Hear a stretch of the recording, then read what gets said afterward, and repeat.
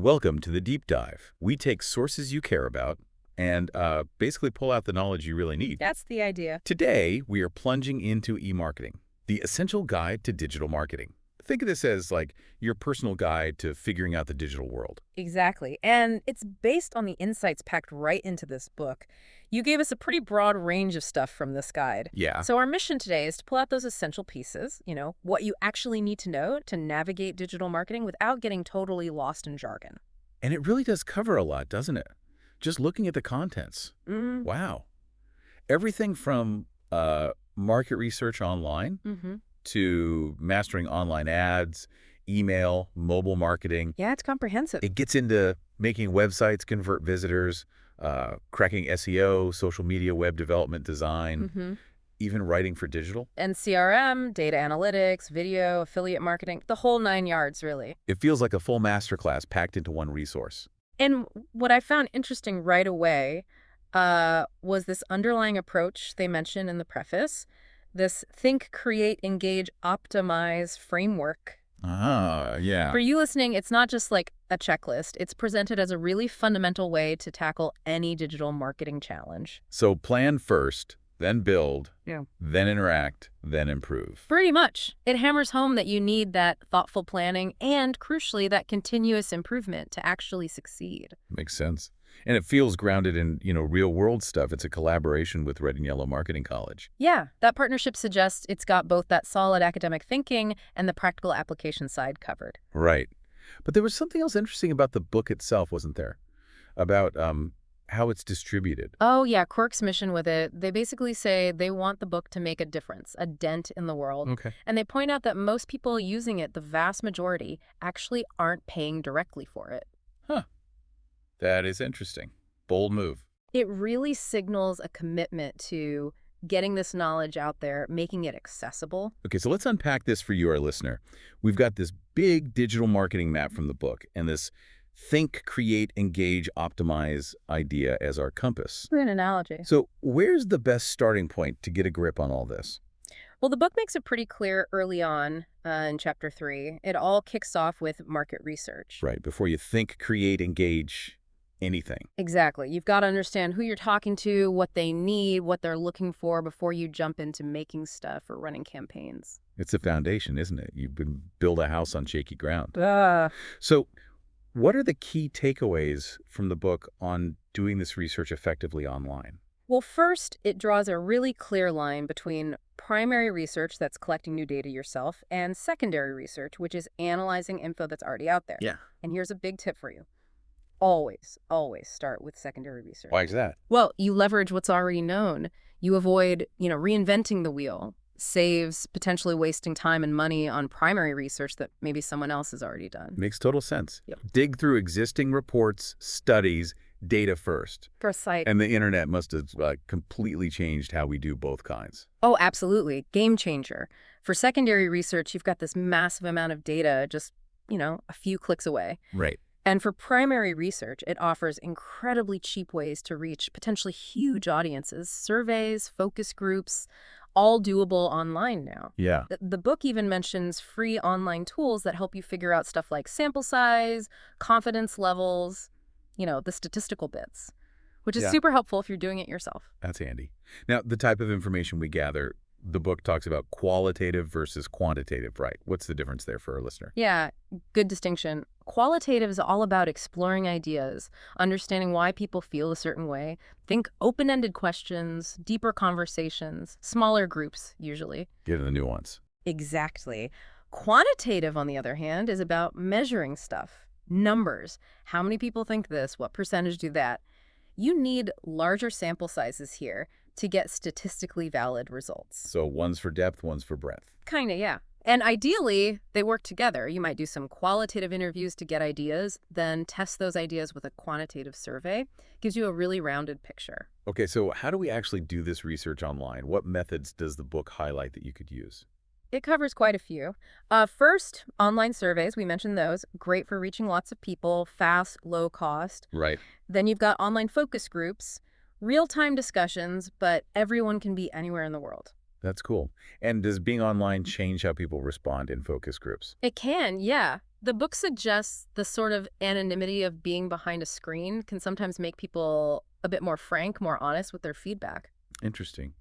Less worried about what others in the room think, maybe. Possibly.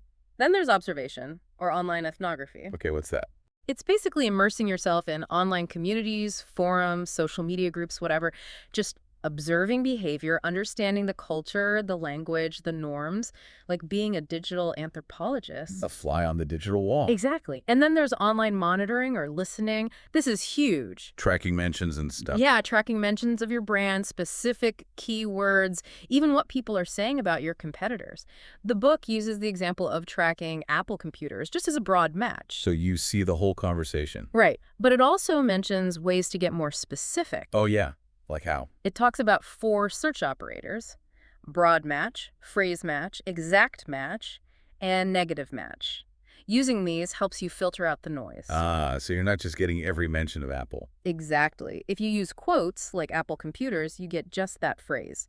Negative match lets you exclude terms. It means for you, the listener, you can really focus on the conversations that actually matter. That sounds incredibly useful for not drowning in data. Mm. Any other online research techniques mentioned? Yep. Listening labs, that's basically usability testing. Watching real people try to use your website or app to see where they stumble. Find the friction points. Precisely. And research communities. These are dedicated online groups you set up for ongoing feedback, like having your own private panel. So not just one-off surveys, but building relationships. That's the idea. Build a community for continuous insight. Does the book suggest any specific tools for this stuff? It does mention a couple. The IDEO Method Cards app for sparking ideas in qualitative research. Okay. And for the more heavy-duty online monitoring, it points to premium tools like BrandZai and Salesforce Marketing Cloud. It even gives their website addresses so you can check them out. Good to have pointers. Yeah. So, summing up online research, advantages seem obvious. Cost, reach, measurability. What are the potential downsides or challenges you need to watch out for? The big one the book stresses is making sure your sample is representative. Meaning the people you survey or observe online actually reflect your true target audience. If your online sample is skewed, maybe only includes super tech-savvy people. For instance, your findings might not apply to your broader customer base. Right. Easy to reach lots of people, but are they the right people? That's key. Crucial point. Now, to make this less abstract, there's a case study, right?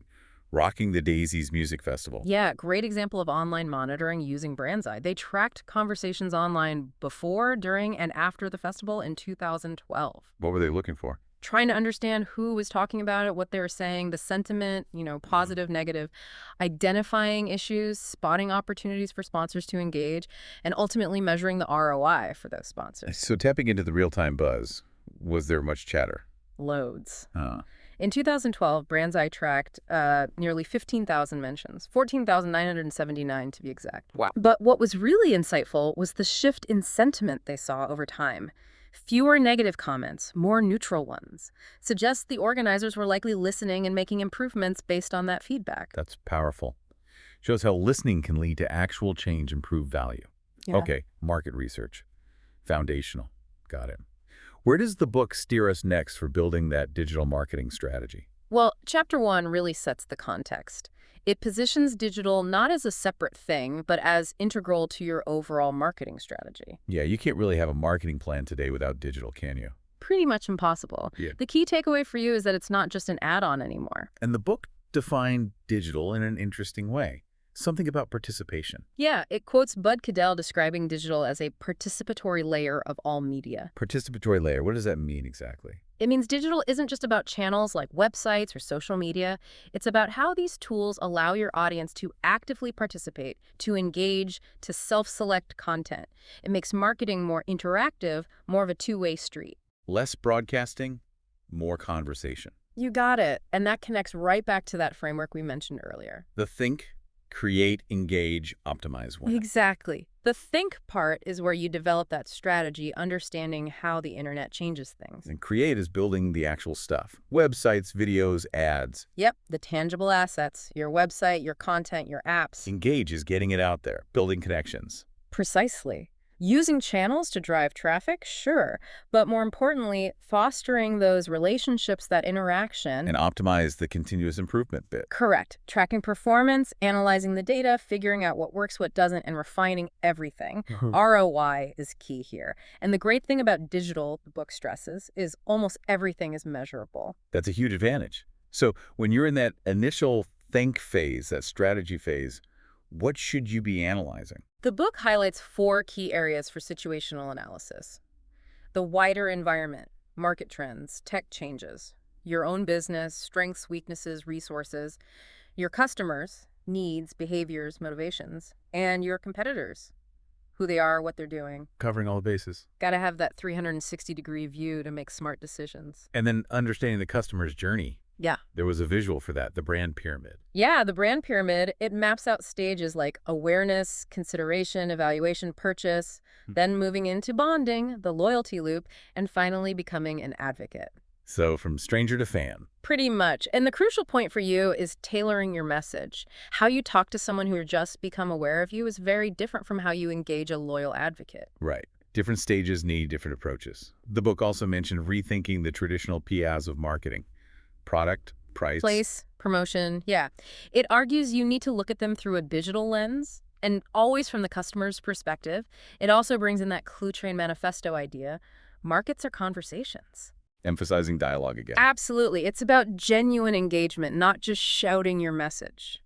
And what makes the content in these digital conversations actually valuable to the audience? Value is defined by them, by the audience. Yeah. That's the heart of content marketing. You create and share stuff that genuinely helps them, answers their questions, entertains them, or solves their problems. Like the examples in the book, a gardening video from a hardware store. Exactly. Or a research paper for B2B folks, or a cool infographic. It's about providing real utility, not just a sales pitch. Build trust first. Give value to get value. And to make sure all this effort pays off, we need clear goals, right? The SMART framework. Yes, SMART objectives. Specific, measurable, achievable, relevant, time-bound. Crucial for knowing what you're aiming for. And tracking progress. Yeah, setting targets and key performance indicators, KPIs. How will you actually measure success? In digital, you can measure almost everything, so setting SMART goals and tracking KPIs is how you prove the value and the ROI. Okay, strategic foundations laid. Now, let's touch on some of the actual channels the book covers. Yeah. Can we get a quick flyby of a few key ones? Sure. Display advertising, think banner ads. Mainly for brand awareness, can be interactive. Right. Affiliate marketing, basically paying others for referrals.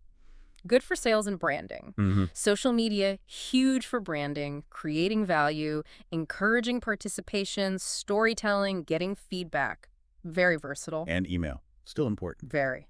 Great for customer retention, delivering value directly, super cost-effective, and highly targetable. Seems like each channel has its strengths. Yeah. The book used Nike as an example of adapting well, didn't it? Yeah, great case study. Shows how a huge, established brand shifted focus from just traditional ads to building online communities, focusing on storytelling. More inspiration, less buy now. Kind of. Sharing stories of athletes overcoming odds, that sort of thing. And they brought their social media team in-house to be closer to the audience and the data. And they did some big digital campaigns. The World Cup ad. Right, the future ad. They launched it online, first YouTube. Facebook got millions of views super fast. Much more than just a TV spot. And that billboard in Johannesburg. Yeah, a massive 30-story digital billboard that displayed real-time tweets from fans. Huge engagement, very shareable, really innovative use of combining digital and physical. Shows how you can create something remarkable that people want to talk about. Okay, let's pivot to the website itself. Chapter 5. Fundamentals and user experience, UX. Why is UX so vital? Well, think about it. Your website is often the core hub, right? UX is, well, it's everything a person experiences when they interact with it. How easy is it? Does it feel good? Does it frustrate them? The whole feeling. Exactly. A good UX means people can find what they need easily, achieve their goals on your site, buy something, sign up, get info, which means you achieve your business goals. In today's world, with so much competition online, good UX isn't a nice to have, it's essential. It's a competitive advantage. Definitely. And the book clarified some terms, UX, UXD, UCD, UI. They sound similar. They're related but distinct. UX user experience is the overall outcome, the feeling. UXD or UED UX design is the actual process of designing for that good experience. Okay. UCD user-centered design is the philosophy. Put the user first in all decisions. And UI user interface is the specific stuff you see and click on. Buttons, menus, the visual layout. So UI is part of UXD, which aims for good UX based on UCD. You got it. A good UI helps create good UX. So just because the site looks nice doesn't mean the UX is good. What are some big don'ts the book warns against? Things that drive users crazy. Oh yeah, the classics. Don't automatically resize browser windows or use pop-ups for the main site. Annoying. Totally. Avoid those pointless splash pages you have to click through just to get in. Don't build the whole site in Flash. Bad for search engines. Doesn't work on lots of devices anymore. Right. And definitely avoid visual overload, too many blinking things, animations, ads. The book calls them Christmas trees. Keep it clean. Christmas trees. Good visual. Okay, so what should we do? Key do's for good UX. Clear navigation is number one. Make it super obvious how to get around. Makes sense. Use visual hierarchy, guide the eye, show what's important. Interestingly, offer fewer choices sometimes. Too many options can lead to paralysis. Paradox of choice. Exactly. And crucially, use plain language. Avoid jargon.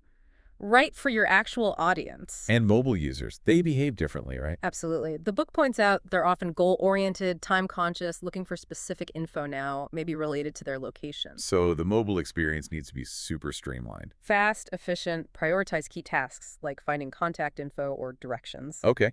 When planning a site with good UX, what are the first steps? Sitemaps, wireframes. Yes, sitemaps first. That's the blueprint, showing the structure, how pages connect, not to be confused with the sitemap page on a site. Got it. Structure plan.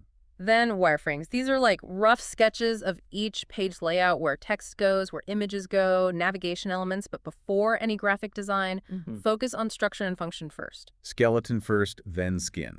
Good way to put it. What about internal site search? Often overlooked, but can be really helpful. Hugely helpful if done well. The book says it needs to understand user intent, show relevant results, and display them clearly. Knowing what people search for on your site is key. And how do you really know if the UX is good? Watching people use it. Usability testing. Exactly. User labs or usability testing.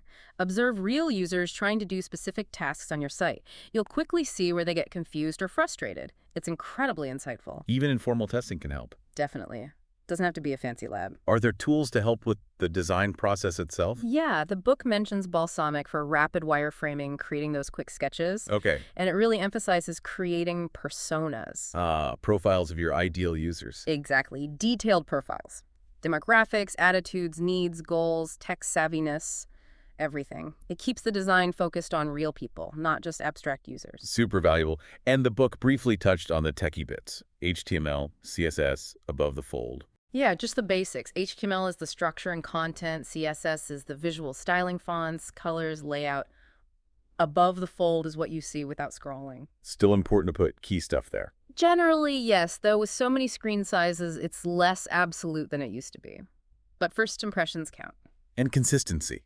Keeping the look and feel the same everywhere. Crucial. Consistent visuals across your website, emails, social media, builds brand recognition and trust, makes the whole experience feel more cohesive. Right. Okay, that's UX fundamentals. Chapter 6 moves into web development and design choices. What's key here? First up, a style guide. Like a brand rule book for visual. Exactly. Logo usage, colors, fonts, even tone of voice. Ensures everyone keeps things consistent. Vital for branding. Makes sense. And content management systems, CMS. What's the takeaway for someone starting out? A CMS is basically the dashboard you use to update your site without needing to code. Think WordPress, Drupal, etc. Key features to look for, according to the book. Easy customization of meta tags and title tags for SEO. Telling Google what the page is about. Yep. And the ability to create clean, keyword-rich URLs. Static ones, not those messy, dynamic URLs full of question marks and numbers. Easy for people and search engines to read. Good URLs matter. Now, mobile presence. We touched on mobile users, but what are the actual options for building for mobile? The book outlines 3 main paths. A separate mobile website, designed just for mobile. A native mobile app, downloaded software for specific tasks. Or a responsive website. Responsive, that's one that adapts. Exactly. The layout changes automatically to fit the screen size, phone, tablet, desktop. One site fits all. What are the pros and cons? Mobile sites are often simpler, Faster to build. Apps offer richer experiences but need separate development for iOS Android. Responsive is great for consistency, one site to manage, but can be more complex to build well initially. Trade-offs. Always trade-offs. The book has a good comparison table. And the Boston Globe case study, they went responsive. They did. To make their news accessible and readable on any device their audience might use, it made sense for their content and audience. So the choice depends on your goals, budget, audience. Okay, let's shift to Chapter 7, Writing for Digital and SEO Basics. How is writing online different? It's got to do a lot. Inform, engage, persuade, reflect the brand, and be search engine friendly. Juggling multiple balls. Totally. And with so much content out there, quality is paramount. Plus, remember those personas. You write for them. What kinds of digital writing does it cover? Articles, notes, syndication helps SEO. Newsletters need to offer real value, not just sales. Blogs, great for community, feedback. Website copy needs to be scannable, use headings, maybe multimedia. And mobile writing, concise, direct, action-oriented. And SEO, search engine optimization.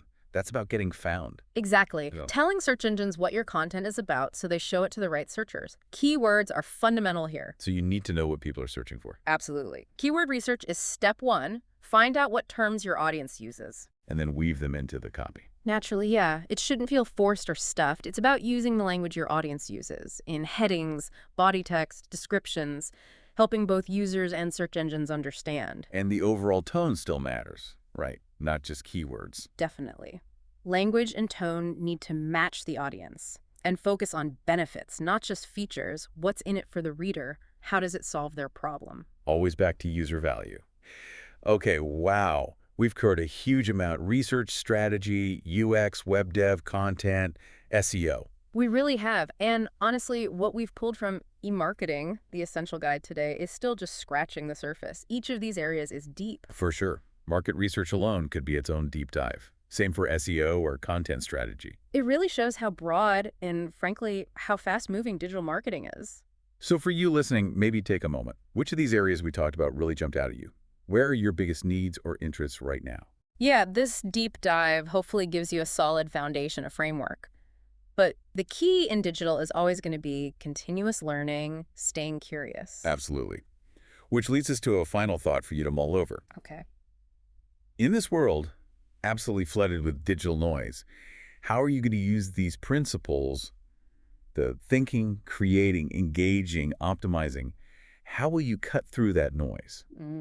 How will you build real connections and actually hit your goals? That's a really good question to carry forward. How to make your mark meaningfully. Well, thank you so much for joining us on this deep dive into the essentials of digital marketing. Yeah, hope you found these insights genuinely useful. Remember, the deep dive is all about exploring what you find important.